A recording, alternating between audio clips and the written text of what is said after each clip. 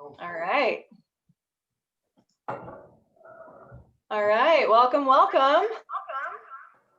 Oh. We are so excited to have you all. We are just letting folks into this webinar. We've got about 55 people on the call tonight. So thank you all for being here, and let's get everyone time to get in and get settled. My name's Erin. I'm with Ole and Obrigado, and I'm going to be moderating tonight, and I'll make some introductions here in a second, but please don't wait to start drinking your wine. No reason to wait for that. You will see that we have not waited, and neither should you. So we are going to start tonight with the liquid geography for those of you who have all of the wines, and I'll explain what we're doing here in just a second. So we'll give everyone a couple more minutes to get started. Please feel free to use that chat box for any questions, comments, snarky or otherwise, observations, anything you need. And like I said, we'll give it one more minute, and we'll let you all get settled in and get a round of introductions here in just a sec. Thank you so much for joining us tonight. All right, thank you. So, making sure everyone's in here.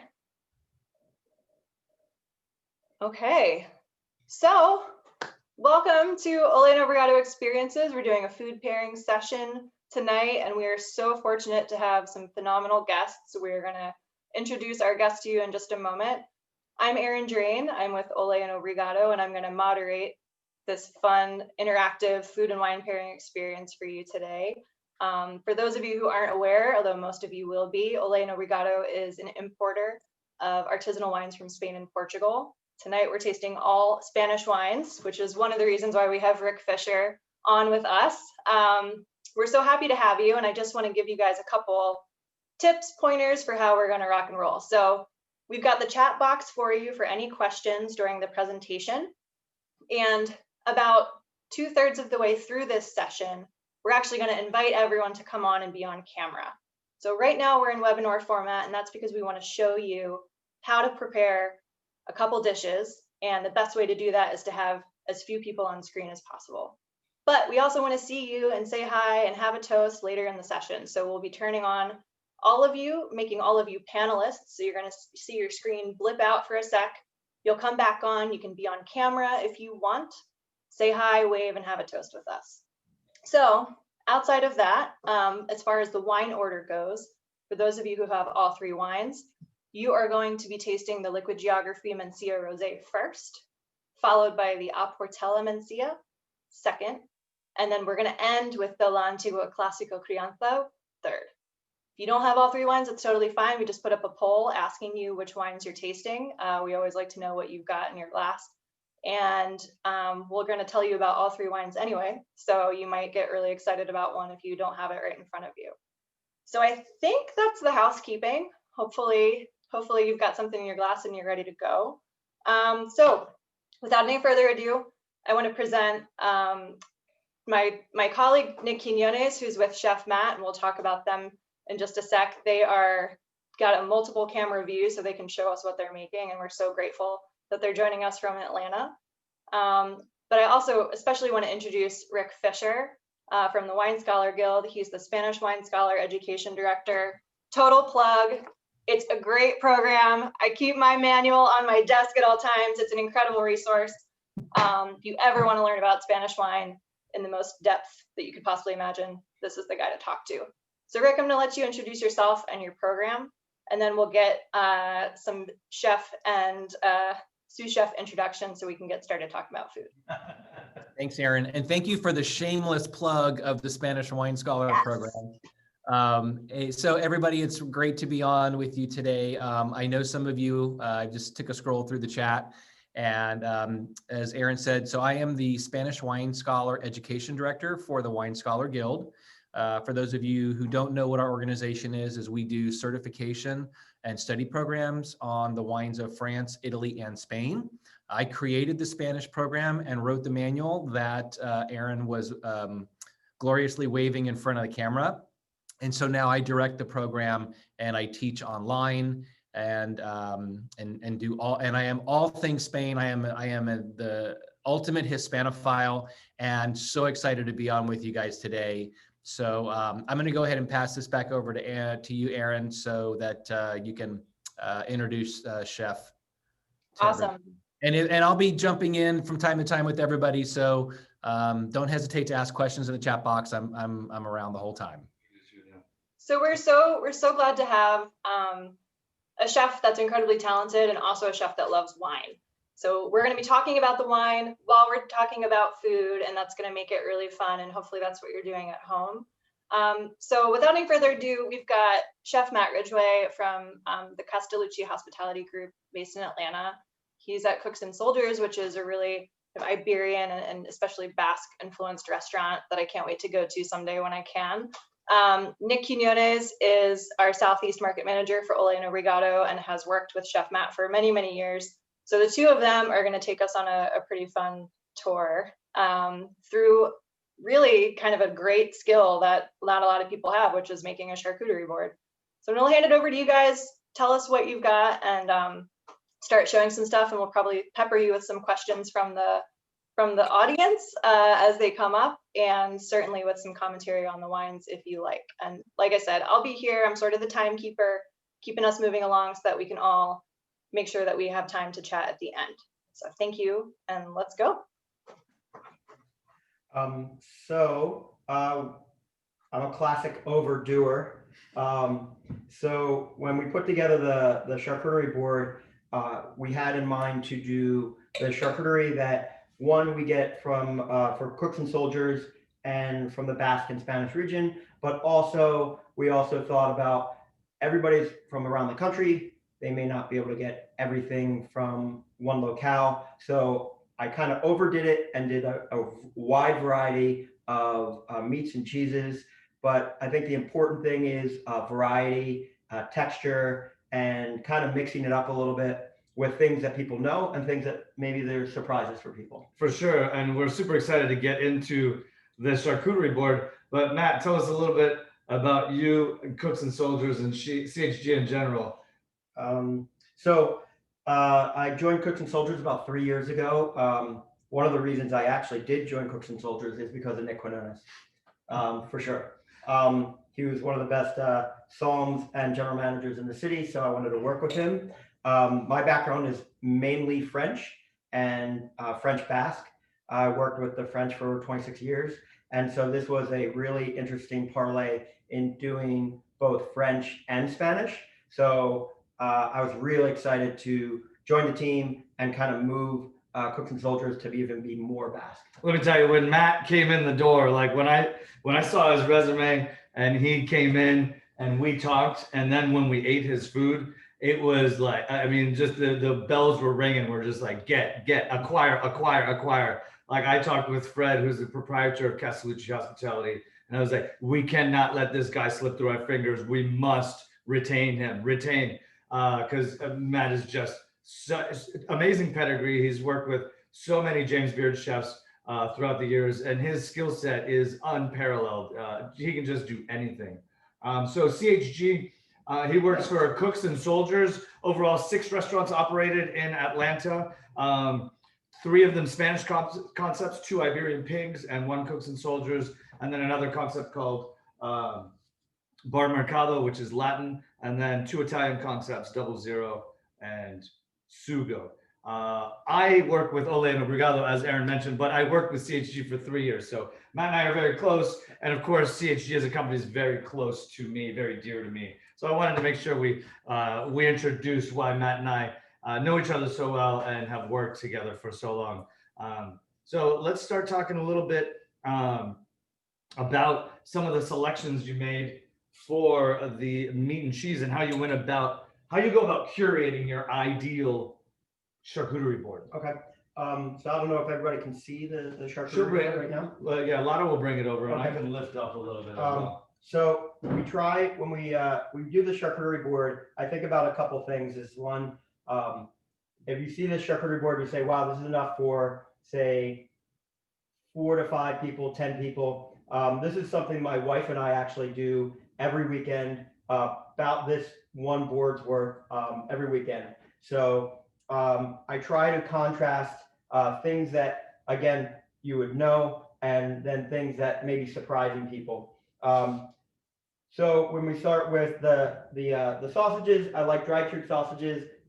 We have a saucisson sec right here. This is a nice dry sausage that you can see that has some fleur on it. I like it sliced very thin. The reason I like things sliced thin or thick, you'll see as we go through, is that the thinner they are, the more fine the pate is, or the coarse or not coarseness of the fat within the actual sausage.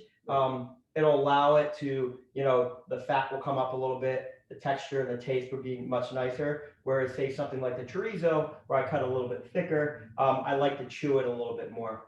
So this is a saucisson sec. This is above, this is from like a Gascony region, which is a little bit above the where we are in the Basque Country, but I find it to be really, really nice. Next, we have 3 different hams. And the reason I have 3 different hams is I actually have 4 different hams on both boards. The first one is a Bayonne ham. Bayonne ham I really like. It's a style very specific to the Bayonne region. The salt has to be specific. It is an actual AOC. It tends to be a little bit on the drier side or leaner side. I don't find it to be anything as like inferior to say the Iberico, which is right next to it, but it is an excellent expression of a French ham. It's something you wouldn't have. A good one in the United States you can find is like La Quercia does a really nice job. They have what's called a prosciutto rosso, which is on the other board. This one right here, very similar in color. The texture is very similar, a little bit salty. I'm sorry? Point it out again. This one right here. This is the prosciutto rosso. This one is actually made in the style of an Iberico, which fed on chestnuts. They are out of Ames, Iowa. These are really, really nice people. They do a really good job. They use 100% Berkshire. So this really has a nice texture of like almost like a country ham, but it does have that redundancy of like kind of like a little bit chestnut into it as well. Coming back to the board, if I'm moving too fast, guys, just put it up in the comments and Nick will tell me. I do have a question about kind of how long these hams and charcuterie usually last after you buy them for people. That's a great question. So 10 years ago, it was really difficult to find things like this in stores. And now that I sliced all these this afternoon, but now that you can find these in a lot of stores already sliced, and they will last out. Though they'll get a little bit, you'll see a little bit dull in the packaging, and as they open up, they'll become a little bit more red, and they'll last, I'd say, a good week and a half, wrapped up in something like a wax paper or a paper that doesn't see any light in your refrigerator, and then a lightly in plastic wrap. The reason I say lightly in plastic wrap in your refrigerator is meat tends to sweat and it starts to get a little tacky. So you want to have that meat kind of like be able to be a little bit moist, but at the same time, not be so humid that it just starts to get too tacky on you. We can, Chef, we can take a cue from the way these hams are cured, which is with plenty of air circulation. For sure. And the way that we store them at home should be quite similar to the way that they're actually cured in their facilities with air movement. Sometimes when you remove that air movement is when you start to encourage a quicker spoilage, where if you have air circulating around these cured products, they seem to last almost indefinitely. Yeah, for sure. I mean, it's almost counterintuitive of what you hear of like time, temperature, water. When you get into the realm of like slicing a meat down, almost like a deli meat, because it's basically what it is. It's like the original deli meat. You want to be able to take care of it and have it. I like the wax paper and or almost like the freezer paper, which is a little bit opaque, and I wrap it in that, and then I wrap it lightly in plastic. We'll keep it for about a week. My wife and I do charcuterie boards like this once a week. So I will go out and buy this much, and then over the course of the week, or we will eat it and then I'll have some more. So there is not going to be much spoilage. This is enough, honestly, for I'd say 4 to 6 people, maybe 10 if you have a lot of other things. I tend not to like graze too much on anything else except charcuterie, so I'm a little bit of a snob that way. So I hope that answers your question. Chef, do you guys want to just finish giving us a tour of the different elements that you've got on that board, and then we'll change the camera back to both of you. We can maybe talk about the wine a little bit and figure out what you're drinking with this. For sure. So next we have,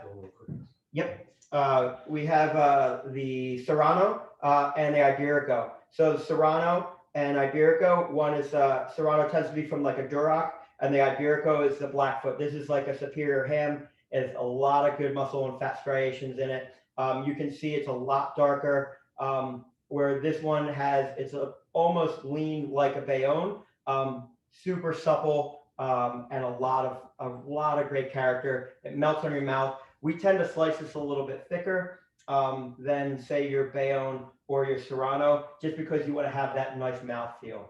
As we move around the board, we have a fouillette. So I have 2 different versions of fouillette. This is actually an American style fouillette. You can find that in a package in Whole Foods. I actually found this at Sprouts. And then this is a Spanish style fouillette. Fouillette means whip, and it's all pork, and it's a nice texture variation of all pork and large fat particles. It's a Catalan sausage. I really like it very, very much. It'll have that fleur on it. You can take it off or keep it on. I tend to like it because it gives a little bit of bitterness with the wine, and I very, very much like that. In the center, we have the chorizo. Chorizo is, this one's Palacios chorizo. This one has a smoked paprika. I cut it much, much thicker because I like the texture as you're eating it. The texture of the meat and fat goes really, really well together, and it's not going to give you too much too sinewy. We do actually have on this one all the way in back, we have this is an American chorizo. I picked that up at a Kroger's. You can find that at a Wegmans. You can find that at Sprouts. So we have an American chorizo, and then right next to it, we have an American salchichon. I'm gonna try the American chorizo with some rosé, because this should have a little heat to it. It'll be perfect with the liquid geography. So we've got a question: if all of the charcuterie on the board today is pork? Sounds like yes. Yes, yeah, it is all pork. I mean, with your say beef like a speck, you're gonna not find that. I don't think as much bresaola, more so in Italy and then the northern part of Emilia Romagna, than you would do in Spain. Yeah, if we're talking about cured, preserved meats in Spain, yeah, for sure. Fermented, smoked, cured meats, it's all pork. I would say, yeah. I mean, I'm sure that there are somebody somewhere is doing some cow or some beef, but for the most part, you're going to see mostly pork. If you get up towards, and we don't get them in the United States, is game sausages from Bayonne, and right across the border of San Sebastian, tons of game sausages, but we really don't get them in the United States. So we're kind of like stuck with what we have here. So yes. Dude, eat that American chorizo with some rosé. All right. So good. All right. I'd love to hear your thoughts on the wine, and maybe we'll bring you back so we can see your faces while you tell us about the liquid geography with the charcuterie, since that's the first wine we're tasting right now. For a good 30 minutes. And the rosé really kind of covers the board. It covers all the richness of all the cheeses. It covers the saltiness and the animal quality of all the hams, because this wine is clean, it's fruity, it's vibrant, and it has just a little bit of fragrance to it. Chef, you got the chorizo and the wine right now. Oh, it's fantastic. I mean, I could drink this all day long, and I'm usually drinking all whites. I don't drink a lot of reds, but I will drink rosé and whites all day long. And this is something that I'll start at like probably 9 o'clock in the morning on Thanksgiving and keep drinking till probably like 7 at night. How do you feel it goes with that American chorizo that you just tasted? It's fantastic. I mean, I cut this a little bit thicker so you can taste the fat a little better, and it cuts it right through. It's it's got that nice chewable quality, but without being overwhelming. Yeah, I was going to say, Chef, one of the things that I really like about this, because I have my own little charcuterie plate that I put together here, and I have an Iberico salchichon. and with the chunks of fat. The acid in the rosado is so, I mean, just works with that, with the fat and the meatiness. You know, a lot of people, you know, tend to think, oh, you know, light, you know, rosé, you know, light fare, but it's so perfect with this, with these types of meats. Rick, do you have any more like animal flavored meats, something that has a little bit more fermentation flavor? Because I love the fruit of this rosé with the more fermented kind of gamey meat flavors. I don't know if you're picking up what I'm saying. Yeah, I mean, I have some jamón serrano. Yeah. That's about, you know, but that's salty and acid. I mean, I'm a huge fan of you know, really fresh acidic wines, especially these days. I mean, I live in San Diego, and we've had, you know, multiple 90+ degrees days in succession. And, you know, wines like this are just absolutely spectacular. And it's so fresh. It's got these great strawberry, red berry fruit type notes, and a little bit hints of spice for me, which, you know, probably you can see in the map, you know, the wine behind me, and where this is from Bierzo. And you know, a lot of the slate soils in the region there, and that minerality that comes from those soils. So this is from the oldest family winery in the region. And thank you, Rick, for having this map up so we all know where we're at. All three of the wines that we're tasting today actually come from very mountainous areas. Awesome. So when you think about it, mountainous areas, it's hard to travel much of the year, especially in winter, like what we're heading into now. People are eating a lot of cured meats. So we're really glad to be kind of showing you how some of these wines pair up against it. For those of you who are not familiar with liquid geography, although it looks like a bunch of you have it, it's a rosé of Mencia or Mencia, and that's a very unusual thing to do. Rick can attest. Usually we see this in red wine form, and we'll talk about that in just a sec with the next wine. But it's really special to get to taste it, and frankly, it's a pale rosé, but it's got a ton of flavor in the background, and it really stands up to the food. This is a wine that is really special to us since 2013. Liquid Geography has been a wine that Ole and Obrigado has brought in. We donate 100% of the profits to nonprofit causes. So this is sending funds to Wheeling Forward, to World Central Kitchen, and to the TJ Martell Foundation, which is a cancer research foundation. And we're so glad that those of you who have the wine in front of you, that you've bought it, and thanks for your support with that. In the interest of time, we'd love to talk cheese, and then maybe take a look at the stuffing, because we know we've got Thanksgiving coming up, and I want to hear Rick's take on the Aportella Mencia, since we're tasting rosé of Mencia, and maybe taste that next, and we'll have more time to chat and get everyone involved with that last wine, I think. Awesome. Yeah, so I want to do like kind of an overview of how I construct it, because I love meats, but I'm over the moon for cheeses. And so when constructing my board, I actually base my board around my cheeses rather than my meats. So with this wine, I just tasted the Manchego, and the Manchego is fantastic with this liquid geography. The Manchego's right here. I tend to slice a little bit thinner. It's right next to Point Reyes Blue, but I really like the saltiness. It's a little bit dry, but it has like a really long finish that complements the liquid geography rather than clashing it together. When we talk about all the cheeses as a whole, things that I like to have, I like goat cheeses, but I'm not going to have like that regular plain Jane goat cheese that's just completely white. I like things like a Montenegro. A Montenegro is a really nice cheese. It has a line of ash on the outside. The ash is vegetable ash, and then it has a little bit of penicillin on the outside, and then it's very similar to like a camembert, but it allows the cheese two different contrast textures. If you cannot get the Montenegro, a great one is the Cypress Grove. Cypress Grove does a bunch of cheeses that are very similar to European cheeses. It has a line of ash in the center, and you can see the patés are almost identical. This is a Leonora. This is a Catalan cheese, exactly the same style, a little bit different. Doesn't have as much mold on the outside. We have here, I'll try to like integrate like kind of like a semi-firm, not so like semi-soft cheese. an osteorite. Osu is coming from the Pyrenees. It's a sheep's milk. This one actually has a splet in the center. So a splet is not that far from the Pyrenees at all. If we look at the map, it is a really excellent one. Sheep's milk has a really nice woody finish on it. And then I always have something that we can dive bomb into. Valdion is really one of my favorite blues because it's really, really funky. What's it? Point up? Okay, point this out. So this one right here is really funky. You're gonna see it wrapped a lot of time in chestnut leaves.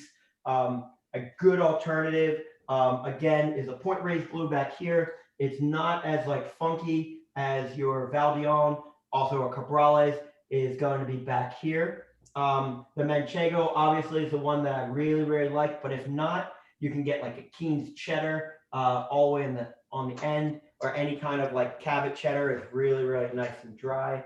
So Chef, we've got a question for you. Sorry to interrupt, but about just entertaining. So we know one of the reasons why we wanted to show people how to do this board is because we've got holiday season.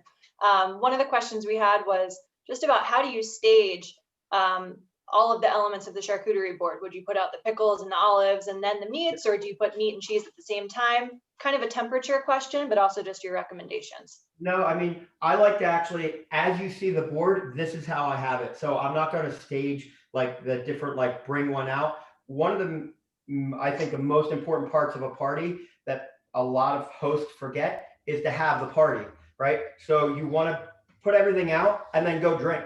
That's really my motto. So everything here will be better coming up the temperature. The cheeses will be better. The pickles will be better. Your cheeses will be better. So do it ahead of time.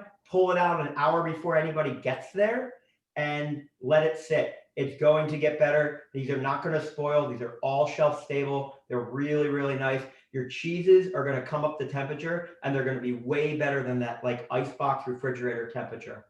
For me, for preserves, it's really carte blanche. There's farmers markets all over the country. We make all of our preserves and pickles at Cooks and Soldiers. I like things like comb honey. My dad's a beekeeper, so I got the comb honey from him. We have That's always very helpful when you get your dad's honey with a beautiful comb. I don't know if you guys saw this, but how stunning this comb is. I just want to eat like both of those pieces. I was eyeballing that over here too. So I mean, thanks again, Nick. So for those who don't have an in-house beekeeper, do you recommend a raw honey or any particular floral honey that we can access maybe? Yes, absolutely. So I like you can find all over the United States are very like small producers of honey. I would rather do that than go and get like the bear honey or the clover honey. You can get what's called floral honey, which is honey that has a lot of different flavor, and you can get a spring or fall honey, and it's going to be the color of it. It's going to distinguish. The spring is going to be lighter, the fall is going to be darker. They're all going to be the ones that are not processed that you find in the smaller like Whole Foods. What you're paying for is you're paying for that. It's not going to be sweet. There's going to be some herbaceousness about it. There's going to be some texture about it. It's not just going to be this kind of weird, just kind of monotone sweetness. I like pickles with all my cheeses, regular bread and butter pickles, olives, almonds, figs that we preserved in wine, anything that doesn't require over the top sweetness. Because I think over the top sweetness, we always tend to put it on the board, but I think it masks I think it competes with wine. I think it masks the nice saltiness of either your meats or cheeses. And it just, we just think automatically bread, sweet, cheese, sweet. And I just don't think that that's really applicable. Yeah. So when I'm going to the store and I'm buying my my charcuterie board, I start with my cheese and I pick out an interesting cow's milk cheese. Yep. I pick out an interesting goat's milk cheese, Yes. an interesting sheep's milk cheese, and then something blue and strong. Yes. But I would also pick out something that everybody knows, because you don't want to like be so esoteric and buy totally funky cheeses that are going to overwhelm people and then no one eats it. You want to have like a Keen's cheddar in there or a Manchego, and then have a Valdion. Yeah, or Gouda. Everyone eats Gouda. Yeah. Everyone eats brie, right? Yeah, for sure. And then meats. We pick out a leaner cured ham, and then maybe a fattier cured ham. Yeah. And then some sausages. Yeah, for sure. I like the very lean hams, such as a Bayonne or a Serrano. or your prosciutto rosso from the American, or a country ham, and then definitely get like, spend the money on that super fatty ham. You're never gonna go wrong with it. It's gonna change your life. And then we go for sausages, both cured and smoked. Yeah, I like, I tend to like, I'm from Pennsylvania, outside Philadelphia, so we get a lot of smoked kind of sausages. Eggs. We have a lot of the smoked sausages, the high acid sausages.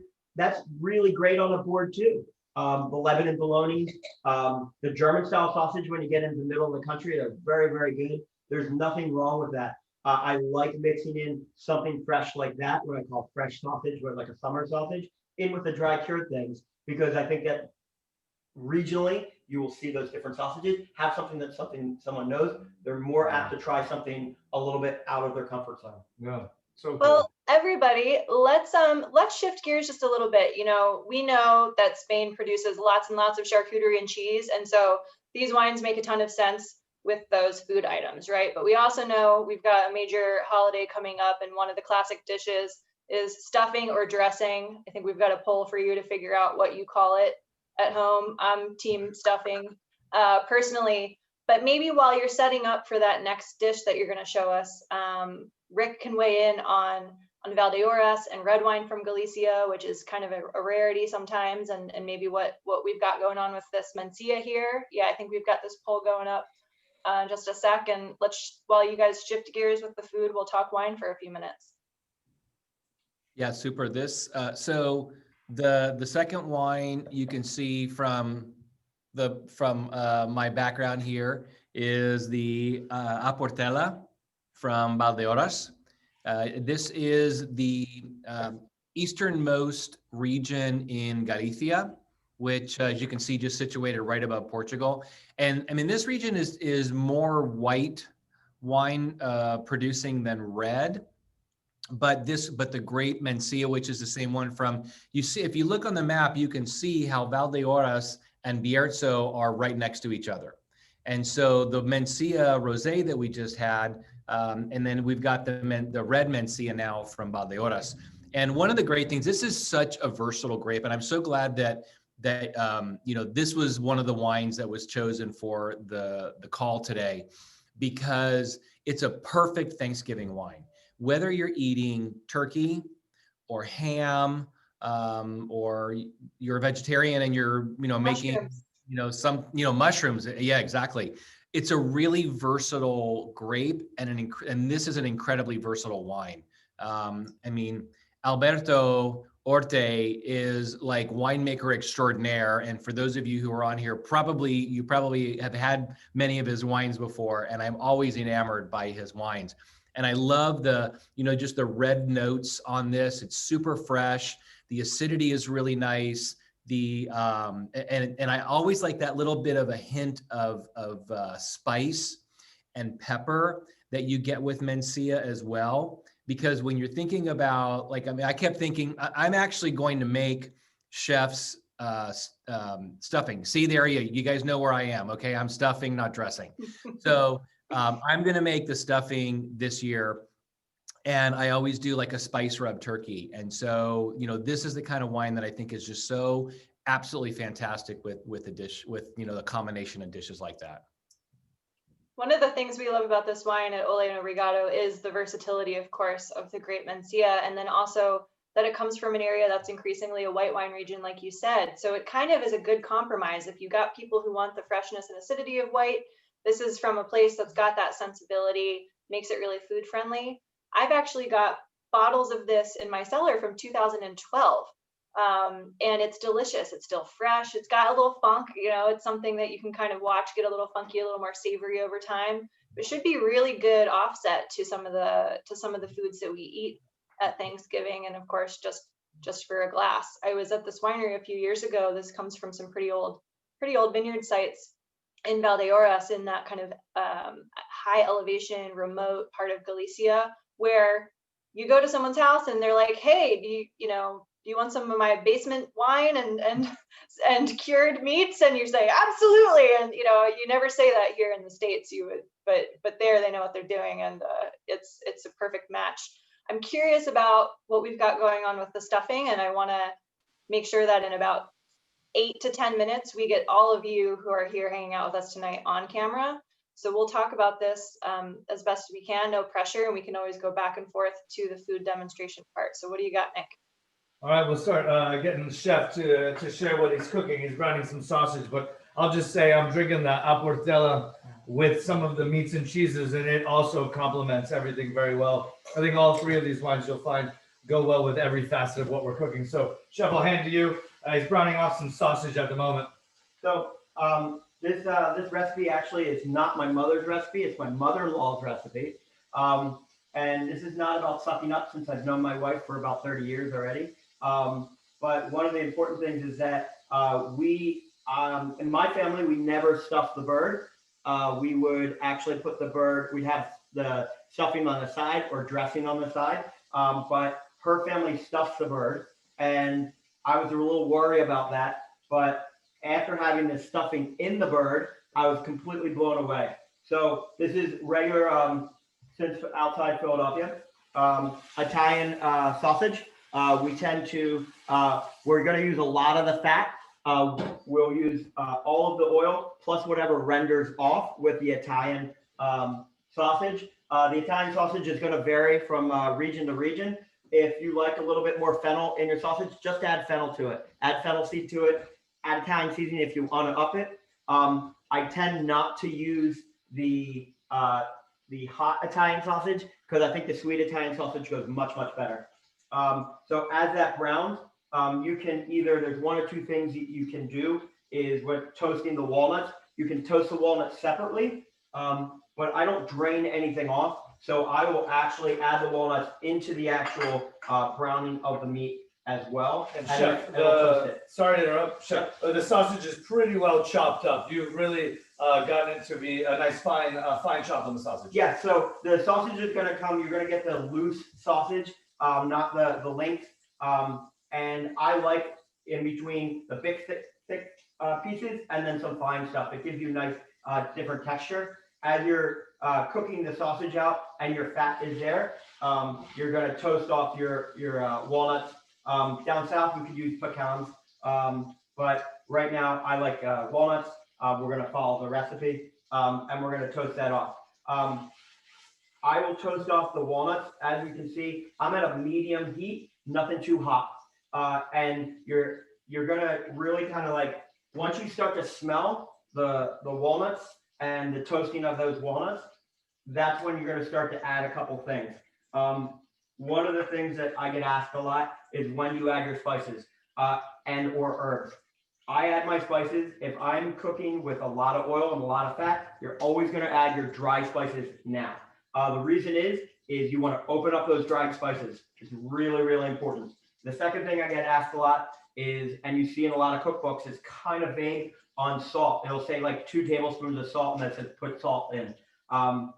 What I like to do is I like to season all the way through. So as I'm cooking, I'm going to season all my meats, and I'll also salt and pepper, and I'll add pepper as I cook. So that's going to be important because that will kind of build your flavor rather than at the end trying to kind of over season your stuffing, and you'll see why. So the next thing is one of the, like, I don't know why, but it's one of the most amazing things is poultry seasoning. I don't know what's in it. I don't know what's in it. You know, it probably could be on the shelf for like you buy one and then you forget about it. And the next year you buy another and then you have like 4 pounds of poultry seasoning. And every year, for some reason, my mother-in-law sends me poultry seasoning. I said I liked it once, and now I've got like literally 2 pounds of poultry seasoning in my cabinet.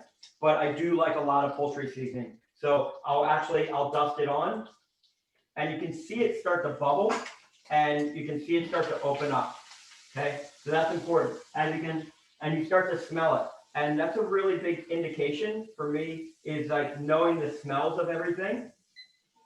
Yeah. Of your anything that you're cooking. The next thing I'll add, even though this is a fresh product, sage. Sage will open up with fats, with oils, rather than say something like parsley, which is softer. won't open up until the end. So we're going to put the sage in, and that's really going to open up the flavors. So if someone added the salt later, yes. we've got a question about if it matters when you add the salt, and I think it does. Yeah. Honestly, I continuously, so if it's the recipe calls for 2 tablespoons of salt, I will continuously add those 2 tablespoons. So I'll just kind of portion them out as I'm cooking. So because we've got to get the salt into all of the food. Correct. Not just into the last bit of food, but into every component, right? Right. And so when you tend to over salt something when you're cooking, it's because you add all the salt in the end, because the recipe usually tends to be a little bit vague. It just says 2 tablespoons of salt or a tablespoon. I tend to just kind of season what I call all the way through, so I don't get top salt at the end. And then you can eat it, but you always have to taste it. You taste it as you go as well, sure. right? Yeah. 100%. we're going to see a couple more steps here, right? And then you'll show us the finished product. All right. Correct. Thank So you. we're going to add in the apples. I put in apples. I generally do not like apples in savory products or any kind of fruit. But this one, the apples, because it gets put into the bird or it gets baked, which we did, it breaks down and it tends to not be as sweet. So we're putting in the apples, and then I'll add a little bit more salt. That will drive out the liquid in the apples and help starting with the breakdown process. Rick, does this remind you of any Spanish dish? No. Me neither. And that's No. why we wanted to do this, right? And These wines are good with not just Spanish food, which I love. That's what we're trying to show you here. I can't help but laugh because I remember, I was when Chef and I were talking before, as soon as I saw him dump the apples into there, I was like, oh no, fruit in my food. and we did have this conversation. And so, I mean, Chef, you share with them what we talked about fruit in food, It's just gross. Fruit and savory is just gross to me. But with this, it kind of works. And I think because the apples just kind of break down and it's the fall, so the apples tend to not to be either too sweet or too tart, and they're just the right texture and the right sweetness and acid at the same time. For a kind of apple, we just use a Gala apple, but Rome apples are great. Any kind of like early September apples are really good. So as these are breaking down, I took the giblet packet out of the bird and I cold feed it in fat. So I just cooked it a little bit in fat. You can actually, if you look over here, I took some of the cage of the bird and I cooked a little bit of stock. You can do the same thing with the giblets as well and then pull them out. So I'll put the giblets in, they're just cooked. And the reason I like that is that now it goes really, the funkiness of the gamey quality of the giblets really will accentuate the quality of the wine, especially with the red wines that we're drinking right now. Cool. What's next? So next is I will put in my chicken stock, and I'll get the chicken stock. You see, it's got a lot of, it's got a lot of collagen in it. For sure. I will start to bring that up, and then I'll add my bread component. I'll add the bread component like 2 at a time. It looks like a lot of bread. I basically used a loaf of bread, but I will just kind of like put the bread in, let it sit, let it hydrate, and then keep putting the bread in until it's completely hydrated. What kind of bread do you use, Chef? So I actually just used regular sliced Wonder Bread or sliced bread. Pan de mie works really well. If you're gonna go to a bakery and get a pan de mie loaf, tell them to slice it sandwich thickness and then let it sit out overnight. That way, when you dice it, it's going to have, you want to have a little bit of staleness, but a little bit of the bread texture as well. I love sourdough for my dressing. Personally, I love the strength of sourdough. So we're gonna What do you think about using a multitude of apples? What if we use a couple different apple varieties? Could we get more texture and more variety? I think so too. I think it's especially like you never want to use one variety sometimes in cooking. This one we use a specific variety, I think, because we're not cooking it as long. But if you're like making an applesauce, you absolutely want to use a lot of different apples because you're going to get the fitness, the sweetness, the acidity of the different apples. Okay, cool. For sure. But So we're gonna recommend that everyone who has it pours themselves the La Antigua Clásico Crianza from Rioja. So we are going to move to a different part of Spain here in just a sec as far as the wine goes, while chef's shrinking his bread down. It seems, it looks intimidating, but it will all come together. And we're going to talk about that wine in just a sec. And then I think probably bring everyone on camera who wants to be on. So I mentioned that earlier. What I think we'll do is we'll spotlight this this camera, the chef cam, in just another minute or two, and we can take a look at the final product and hear what the next steps are. Everyone should have gotten the recipe in advance so that you could recreate this. And we're going to be sending all of you a follow-up email too with some information. We'll send another version of the recipe. We will have a link to the recording of this webinar, so we can kind of, you didn't have to absorb all of this technique just over the course of this call. So let's talk about La Antigua and let's talk about Rioja and bring everyone on camera. So we're going to convert all of you to panelists, which means you're going to get a little blip for a second and come back. So we'll do our transition, and then Rick will tell us all about this wine. Yeah, so it's funny because I mean, there's almost a part of me that can smell chef's kitchen all the way across the country. And as I'm watching him cook and the ingredients that he's putting in, I keep smelling the La Antigua, and just the depth of notes in this wine. And this is a 2012, is that right? Yeah. Yes.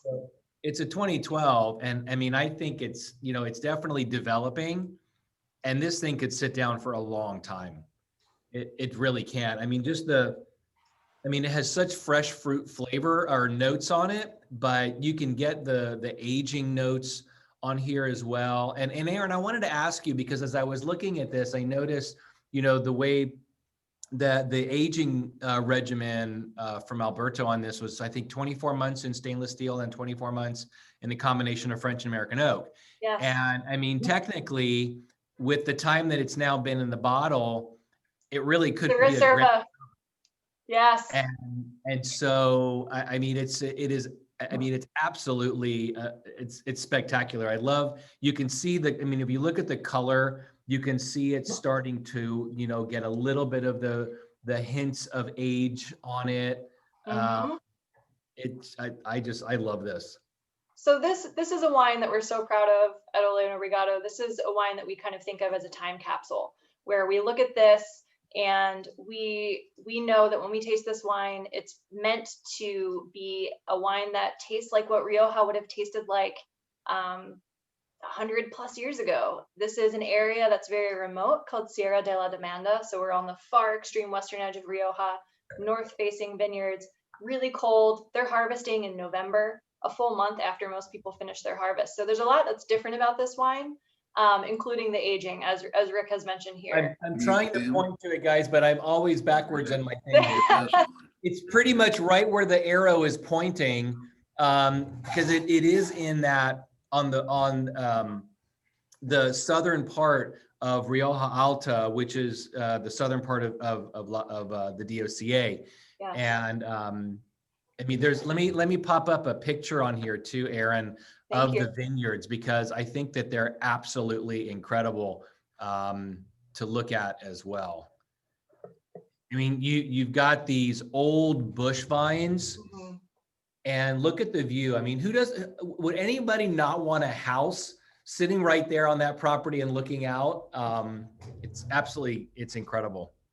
If you like peace and quiet, this is a great place to go to, certainly. I lived in La Rioja as a younger person, and I've been there a lot, and I never have been to this part of La Rioja because it's so isolated. There's no highway, there's nothing, and we're so thankful that we have a wonderful farmer, Monchi. He and his wife Raquel have been partners and great friends of ours for over 20 years, and they just have these vineyards that have been in their family for many generations.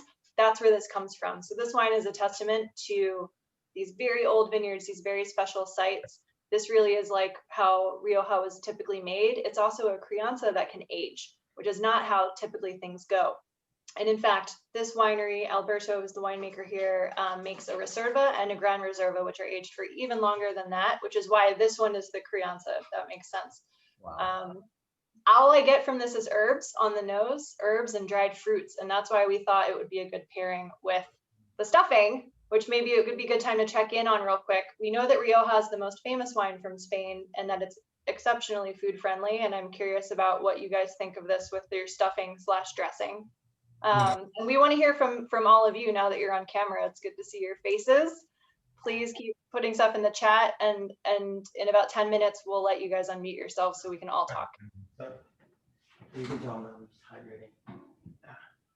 All right, so the dressing has gone into the oven, covered, and obviously through the magic of television, we have one beautifully ready to eat, which I'm really excited to eat with the Rioja. Although I've been enjoying the Rioja with the Manchego for some time, and Rioja and Manchego is such a beautiful pair. You want to see if you can sheet that up to the I did one earlier perfect. in a train mold.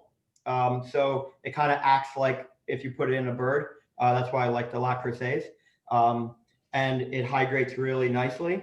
And you're able to, do you want to get can I get a fork? See. We want to make sure everyone can see Chef Cam real quick. Or actually, you can put it on us, on Chef Matt and Nick. Okay. See if we can. We just want to make sure we can see you Right guys. there. That. Yeah. So he just served a bit right there. How's that?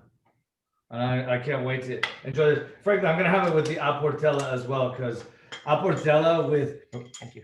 for me, Apportella gives a lot of oily herbs, and for me, Apportella with sage is a great pairing. So I'm gonna have a glass of that as well. But I'm definitely having some dressing because it's not stuffed inside of anything, so it's dressing. Controversial. We've got a split group. Dressing, definitely. We've got some people who are going hard for dressing, and then certainly plenty for stuffing too. We'd love to. It's still stuffing, says Sarah. I agree with you, Sarah. It's still stuffing. I love it. Has to be Northeast. I grew up in Florida and we called it stuffing. And then when I moved to Georgia, I was schooled. I was absolutely just beaten into submission. And now I call it dressing. Well, in the spirit of bringing all of us together, I do think it's a good time for a toast. I know we just had a poll pop up, and we'll get to that in just a second. So for those of you who are on camera, please do raise your glass so we can toast to stuffing, dressing, whatever brings us all together, which is food and wine.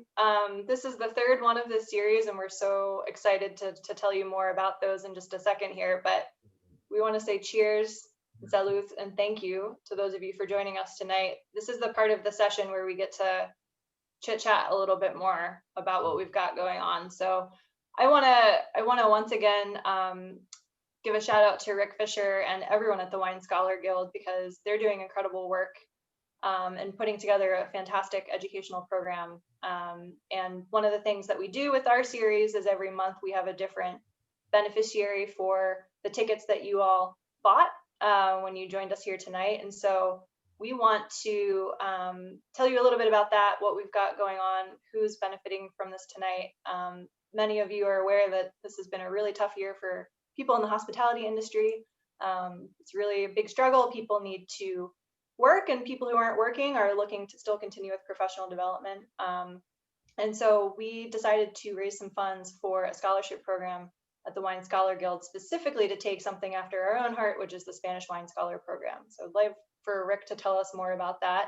We'll be sending you a follow-up email. You're welcome to donate more to it, help more people get some education. You'll see that about an hour after this ends. But Rick? Yeah, sure. And before, I know you haven't even said this, Aaron, but I wanted to congratulate Ole and Obrigado on being Importer of the Year. Thank you. Thanks so much. Cheers. We're so proud. Cheers. For that. Thank you. Cheers to that. And, you know, I've known Patrick for a while, and I've known Erin now for a while, as she was a student in the Spanish Wine Scholar Program. And we, you know, exchange a lot through social media. And it's wonderful to be able to do partnerships like this. And Spain is very close to my heart. My grandfather is from Spain. And so, that's why I say I'm like the ultimate Hispanophile. Everything I eat, drink, sleep, everything is Spain. But, the Spanish Wine Scholar Program was created to help fill a void in the world of wine when it came to Spanish wine. And it's the most comprehensive program on Spanish wine that exists today. It's, for those, some of you who have taken it, or, if you follow me on social media, you've seen my posts about it. But basically what it is we cover every single wine region in Spain, from all the way from the beginning to the end. The manual is 10 chapters, and we go through the entire country, including the islands, and talk through the regions, talk through the wines. And we have schools around the world that teach the program, and I teach it online as well. And so, as Aaron mentioned, there are so many people, especially right now as we move into the winter time, a lot of states, and probably most, are getting ready to go back into various levels of lockdown. And as a result of that, a lot of hospitality professionals are going to be either unemployed or underemployed again. And so, I'm lucky I live in San Diego and we can be outside most of the time, but that's not true in so many parts of the country. And so when Aaron approached us and me about doing this, I just thought it was such a great way to give back to the hospitality community and to support them. And so, we've actually, working together, all the money that we're raising, 100% of the funds that are being donated tonight are going to go to scholarships for hospitality folks. And, anything, I don't want to sound like a Jerry Lewis telethon over here. And for those of you who are old like me, you know who that is. And so, yeah. But, I want to, it's my heart, it's my passion is Spain. And so, I'm just so excited to see everybody on here, and thank everybody who is taking the time to join us and to donate, and to Chef and Nick and Aaron and Lara. You guys are amazing. Thank you so much. Cheers. Cheers, Rick. Thank you so much. And we also, of course, want to make sure that we see that stuffing dressing, and hear any final comments about that, and plus answer any questions you might have, those of you who are guests, about the preparation of it. Thank you, Nick, for showing it. But we also want to thank Chef Matt for taking a chance on this fledgling series that we've started, food and wine television, virtual, with all of you from your homes joining us in our homes. And I really am grateful, Chef, for opening your home to us, because these are dishes that we want people to be able to make at home, not in a professional kitchen. So we'd love for anyone who's in the Atlanta area or heading to Atlanta to visit you at Cooks and Soldiers and any other restaurants. We're going to send you a list of all the restaurants in the family that are in Atlanta. And we'd love to hear from you about what you're doing for Thanksgiving as a restaurant group. So we actually are doing, all the restaurants are collating our forces, and we're doing a to-go package with turkeys and the stuffing and all the trimmings that go with it. So you can pick it up at any of the restaurants throughout the city. We have 6 restaurants. So if you're in the Atlanta area and you're in Johns Creek, you can call up, or you can go online to our website and you can get it in Sugo up in Johns Creek. If you're in the city on the west side, Cooks and Soldiers, and anywhere in Atlanta on the east side, we have 3 other restaurants, Iberian Pig, in Buckhead and Decatur. So you can literally order and pick it up at any point in the city, and it's a heritage bird, and it is the stuffing that we just did, or dressing, but I think it's stuffing. You can order any component of the meal that you desire. You can order the turkey only. You can order the dressing only, stuffing. You can order bacon wrapped dates. You can order any of the side items. You can order just dessert. Whatever you need, you go to any of the websites, you order whatever you need. Charcuterie board? And charcuterie board. That's right. Yes. Who made a charcuterie board? We'd love to have you show it to us in just a sec. We'll give you the cue. Just one last word about this series. This is a monthly series that we started this year. Ole and Obrigado Experiences. We're doing a food and wine pairing session every month, and we have so much more coming your way, led by so many of the colleagues that are on this call tonight. Shout out to Yasmin, David, I see Jerry, Nick, so many of us, Molly, Jen, Elisa, Erica. We've got a lot of people in our company who want to do really fun stuff with you for many years to come. So stay tuned. Please follow us on Instagram if you haven't already. Check out our website. We love sharing food and drink with you, and we plan on doing lots more of that. So that being said, it's now 8 o'clock Eastern, 7 o'clock if you're in the Midwest like me, and 5 if you're in San Diego like Rick, so you're just getting started. We would love for you to be able to unmute yourself if you want, say hey, ask questions, show us what you made. I'm gonna pick up I made a charcuterie board too. You can see I have my my pig from Corte in Asheville, for those of you guys who know. My dog was trying to eat it earlier. She was barking at me. But yeah, it's time to hang out and drink. We'd love to know what your favorite wine was. We'd love for you to keep asking questions of Rick and of Chef Matt and Nick there, and just hang out with us for a little bit. So thank you again for being here. We're thrilled to have you, and we know we'll see you again next month. Our session is Cava and Caviar. We're gonna drop some details on that really soon. It's gonna be a brunch.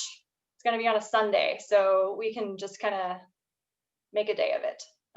So please follow us and stay tuned for those details. And thanks again for being here. Let's hang out. And let's see that stuffing one more time. Before they eat it all? Yes. Nope. Can you see? Oh, there we go. There you go. I can't wait to make a morning of that caviar and cava. That is just going to be such a great start to my Sunday. It's going to be Chef brilliant. Matt, I have a question. Go. I'm curious, what do you have, like a go-to morning after Thanksgiving leftovers that you like to do? Oh, Great question. so, all right. So full disclosure, I hate turkey. But, and this is ellipsis, is that I love the day after, and I do basically what Wawa does from the Northeast is we do gobblers, and we cool.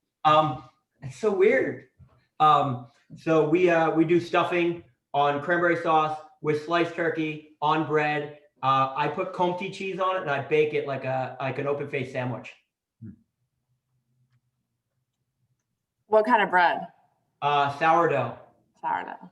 Yeah. So I actually like the sandwich slice sourdough because it gets crispy, and I overdo it with I put a little bit. So I make a giblet gravy. So I make it super, super wet. So when it bakes in the oven, the sourdough sandwich style slice gets like crunchy and almost dried out, but then it soaks in with all the juices of the dressing and the gravy. It's ridiculous. And the Comté, it's so good. It's like a tartine. And I do that with a Bloody Mary. Nice. And I'm also, I feel like most people don't really love turkey. I don't love turkey, but my go-to is I like to use the stuffing and make like a hash out of it and do like a poached egg with the gravy. So good. I like that. That's very breakfasty. But usually we work. For years we worked on Thanksgiving when I work in restaurants. But being in independent restaurants, we're usually off.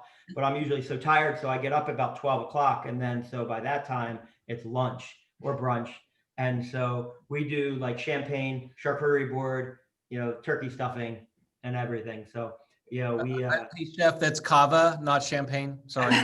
Yeah, thank you. Thanks, Rick. Coming through. Okay. Do you guys sell chocolate? Yes. Okay, chocolate. I'll do chocolate. I'll do chocolate. I'm all for chocolate. I'll do chocolate. Much more than I would do cava. So I love chocolate. Love it. Love it. Love Chocolate at 9 a.m. right there. I'm right there with you. Chocolate. No, I won't tell you how many bottles I can drink. I can drink a lot. That's a great point. Oh, No, please. can I just say that I love that you use Lebanon bologna in your charcuterie board because Same. If you haven't tried it yet, you guys have to try it. It really, Yeah. it's from Pennsylvania. It's one of the best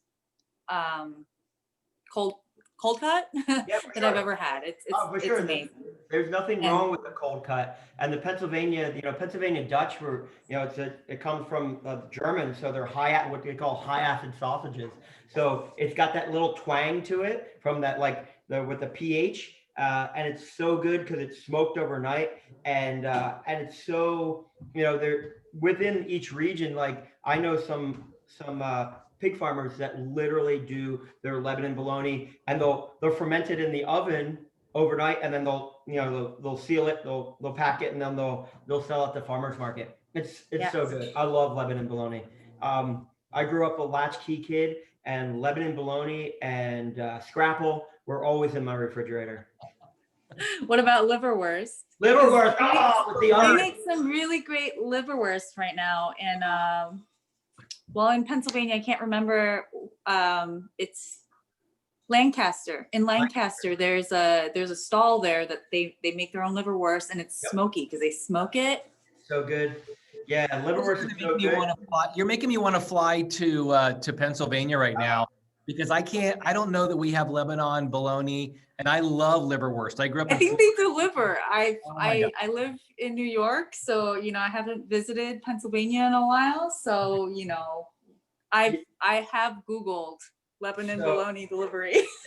They only sell it by the pound, so convince your friends that they want it. About 10, That's how 15 you can years get it. ago, I worked in New York, and I asked my one vendor, I'm like, can I get scrapple and can I get liverwurst? And he looked at me like I had like 9 heads. I'm like, dude, come on.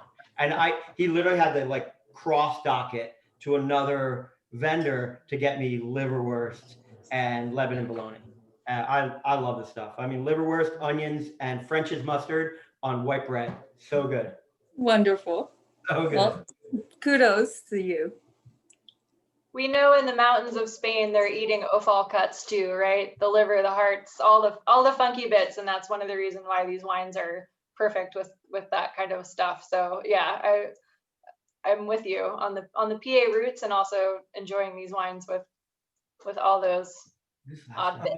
A wine observation, it was really fun tasting the Aportella with the dressing. It really brought out the sage. And then drinking the Rioja with the dressing really brought out the caraway in the sausage. And it's really cool how 2 very different wines can elevate the dressing in 2 very different ways. So that's an observation, as you saw me honking all that dressing / stuffing with the wine. Really cool how they can react differently. We've got a question from the audience here about what the pairing would be with Lebanon bologna. I know my opinion, but I'll hold off on that. Depends if it's smoked or sweet. But maybe Chef Matt or our friend Ying, who is just on, what wine would you pair from this lineup? I would for sure. I mean, if from this lineup, the liquid geography, no doubt, hands down. If I would pick another wine, Chocolate would be my second wine, and then if we'd go to German, like a dry Riesling. Awesome. I have one last question. I've never been to Cooks and Soldiers, but I'm curious because I have in-laws who live in Atlanta, so I'll definitely be at some point. What's your go-to dish at Cooks and Soldiers if I have to order one? While I have the opportunity to ask. I'm going to speak for Chef, and I'm sorry. You have to go with 6 or 8 folks. You have to get a chuletón. Yeah, for sure. Chuletón. You have to get a whole roasted fish. Yeah. And then you order those in advance, right? You get pan con tomate with jamón ibérico. Yeah. And then you get a pulpo dish. And then you get something, whatever chef's cooking, but you have to get a whole fish, and you have to get a chuletón for sure. Yeah. I think the best thing when you go to Cooks and Soldiers is we have an asador in the restaurant. So wood burning oven. I tell my cooks this is like the 9th realm of hell when you're cooking on the asador, because we have all the fires blazing, and so you get that chuletón. You get a nice. We did basically what we call a bark. What you hear in a lot of time in barbecue restaurants, you get that bark on the outside, and then just that medium rare on the inside. that chultone, when you cut it and you can smell the sizzle, oh, so good. It's so good. Yeah, the whole meal needs to revolve around the asador, which is the chultone and the whole fish. And I definitely would say, like, specifically is get something on toast. We make the mountain bread in house. Your pinchos, the pinchos are great. The pan con tomate, the mushroom toast, the simple ones that you will see in Spain, that you would go into San Sebastian, you pick out. I love them. They're so simple. And that's why I like Spanish food, or the Basque region, is they're so simple and it goes well with wine. They're not, it's such a really great experience because it's the whole thing. For sure. Chef, can you make an all-day reservation and just eat your way through the 8 or 9 hours? Oh, for That's sure. what I'm gonna need. Okay. Yeah. Listen, you can make it all day. I'm there for 14 hours a day. So you want to I'll start do 12 with you, okay? Is there a fainting couch somewhere just for a little, break? We'd love to hear what those of you are planning, if you're going to have something special that you cook for Thanksgiving coming up. We also wanted to let you know that if you heard about a wine tonight that you weren't able to get for yourself, you can contact us and we will help you find it at the retailer closest to you. So I'm going to drop that in the chat box, or maybe Lara will in just a sec. You can send us an email, or you can find it through our website. If you got really curious about a wine that you didn't have in front of you tonight, we'd love to help you find it. Yeah, one of the things about people doing that, I was going to say real quick, is that, Chef talked about like pinchos from Basque Country. There is nothing wrong with doing, if you're, doing appetizers before your meal with some pinchos, because all of these wines, even though, Rioja, is fairly, part of Rioja is actually Basque, in Rioja Alavesa, but all of these go incredibly well with those types of finger food dishes. So Yeah, I'm a huge like beginning of the meal fan. I'll eat a ton of the charcuterie, and then I'll just eat stuffing and maybe some cranberry sauce. The turkey, we just throw that in the trash can. Maybe you should tell them about the bikini as well, that they can get at Cooks and Soldiers, the bikini. So yeah, the bikini is, we have a bikini. It's actually from Barcelona, but it's Iberico with American cheese, truffle. So bikini is traditional of American cheese, Iberico ham, and truffle, and we do it on white bread. So it's like kind of the best of both worlds, but we use Duke's mayonnaise, which kind of brings it more southern. It's a total Spanish American dish, right? Yeah, for sure. White bread, Duke's mayonnaise, and white American cheese with jamón ibérico and truffle. So it's like this southern, a total southern grilled cheese with ibérico, and it's kind of ridiculous. I definitely ate like 4 cars just got in an accident and all made one thing out of it, Yeah. Like, it's impossible to resist. It really is impossible to resist. Well, our resident Ole and Obrigado chef, Mike Smith, is on this call, and he's been suspiciously quiet with his opinions on this, except for the dressing conversation. So we'd love to hear, Mike, what you're cooking for Thanksgiving this year. We're having a smaller celebration, COVID and all.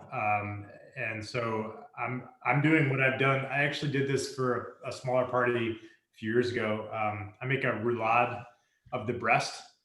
So you take the breast and butterfly it and pound it flat, and then roll it with sage and apple and jamón ibérico, and caramelized onion, and just make it all kind of delicious. And then I wrap it in my daughter likes to call it a bacon placemat.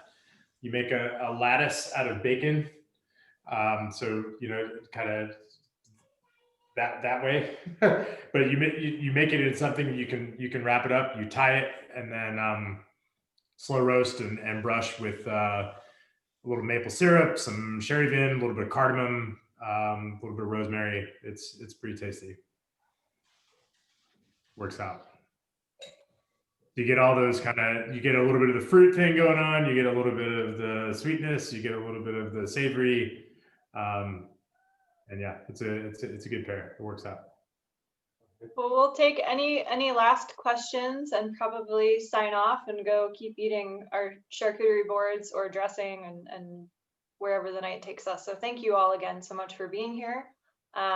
It's such a pleasure to hang out with you, and we hope we'll see you again next month and beyond. Rick, thank you so much. Thank you very much, Aaron. And Chef Matt, thank you so much. And Nick, thank you for being there with him and guiding us through these dishes. You'll see those recipes again in our follow-up email, and please stay tuned for whatever we do next. Cheers to all of you, and Cheers. we'll What a talk to you thrill. soon. Such a joy. Yeah. Thank Be you. well. And Good write your night. initials on your stems on Thanksgiving. Get a Sharpie. You have a Sharpie, and then just write your initials on the base of your stem, and that's the way you keep track of your wine glass. But That's then, the only way to fly, man. That's how we do all our parties. It's so good.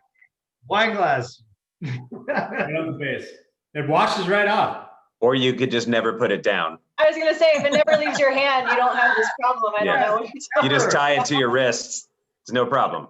Either way. We're at a party where he's I've never liked the feel of cold steel on my flesh. How do we get an Ole Obrigado apron? I got you, Brooke. I got you.